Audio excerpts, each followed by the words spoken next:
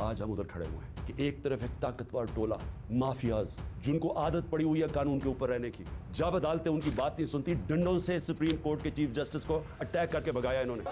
One gentleman entered and he said that the court premises have been raided and there are thousands of people coming inside. फिर पैसे चलाए बाकी जजेस के ऊपर, ब्रीफ केस चले, कोयटा बेंच को खरीदा गया, टेलीफोन कर करके फैसले लिए कि जज साहब इसको फलाने को इतनी कैद करना। जी मियां साहब अस्सलाम वालेकुम यार, बड़ी मेहरबानी सही ना तुझे सुनाओ बस थोड़ी गांव ने थोड़ा गांव तो राज गांव ने बस थोड़े के बस तुझे पाइयो वो सब बस बड़ी मेहरबानी सर। ओ एक ताना गुजारिश की थी सर, वो मैं खत्म करता बड़ी मेहरबानी। आओ दूसरा जो जरूर का मामला है अच्छा वो मैनू उन्होंने क्या जी बड़े भाई साहब की मेहरबानी मिल गई और ध्यान करना चाहिए क्या चल रही सर और मैंने अच्छा उन्होंने की होया जी वो थोड़ा कोई अपना केस ही थोड़ा कोई की कहने होंगे ओदी ना है लीदा हाँ जी अरे चोरी सर्वर का ख्याल करना या चलो जी कोई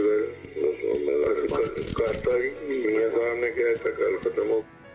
आदत पड़ी हुई है इनको कि अपने जजेस अपनी जुडिशरी को कंट्रोल करें, कोई इंसाफ इस मुल्क में ना आने दें, क्योंकि जो ताकतवर मुजरिम होता है वो हमेशा अपने आप को कानून से ऊपर रखना चाहता है। मार्शल लॉ लगता था, कानून खत्म, इंसाफ खत्म। और जो दूसरी तरफ है सारा जो टोला जमा हुआ है स्टेटस को का माफियाज, जिन्होंने इस मुल्क को 30 साल से चोरी करके लूटा, पैसा बाहर भिजवाया, और उनका एक मकसद है किसी तरह वो पैसा बच जाए, कोई ऐसी चीज ना हो जाए कि उनका पैसा खतरे में आ जाए। जो इतनी मेहनत से उन्होंने चोरी किया, पहले जनरल मुशर्रफ ने एनआरओ दिया इनको, सारे जो दो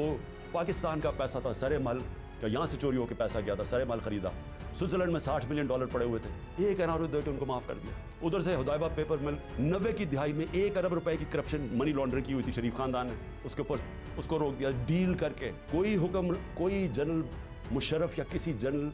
को इख्तियार ही नहीं दिया हुआ, कोई आइन इख्तियार नहीं देता कि आप कौम का पैसा, करप्शन कौम का पैसा होता है, घर में चोरी होती है तो मेरा पैसा है मैं माफ कर दूं, लेकिन कौम की चोरी का पैसा कोई माफ नहीं कर सकता। लेकिन यहां हुआ वही साहिब इख्तियार, वही माफियाज कानून के ऊपर आ गए और मेरे सारे 3 साल लगे रहे कि जी हमें एनआरओ दो, जब वो ब्लैकमेल करेंगे जी एनआरओ दो, और बदकिस्मती से इनको एनआरओ मिला, जनरल बाजवा ने इनको एनआरओ दिया, और अब इनको मुश्किल पड़ी हुई है कि किसी ना किसी तरह इस एनआरओ को बचाया जाए, और इनको खतरा सिर्फ एक आदमी से है और उसकी पार्टी से, इमरान खान और तहरीक इंसाफ से। तो सारी कोशिशें हो रही हैं कि किसी तरह इमरान खान इक़्तिदार पे ना आ जाए, और अगर वो आ गया तो इनका एनआरओ खतरे में आ जाएगा। अपनी जात को बचाने के लिए मुल्क को तबाही की तरफ लेके जा रहे हैं, सिर्फ और सिर्फ जाती मुफादात के लिए। ये जो सारा टोला खड़ा हुआ है और इनके पीछे जो लोग हैं वो सिर्फ जात के लिए इस मुल्क को आज इधर लाके उन्होंने खड़ा कर दिया। और वो मैं बताऊंगा कि हम खड़े किधर हैं आज। मुझे अफसोस से कहना पड़ता है कि हमें पता था ये होना है, ये सारों को नजर आ रहा था कि ये आएंगे, इनका कोई मकसद पाकिस्तान की बेहतरी नहीं है, नहीं तो 30 साल इन दोनों खानदानों ने बारियां ली हैं,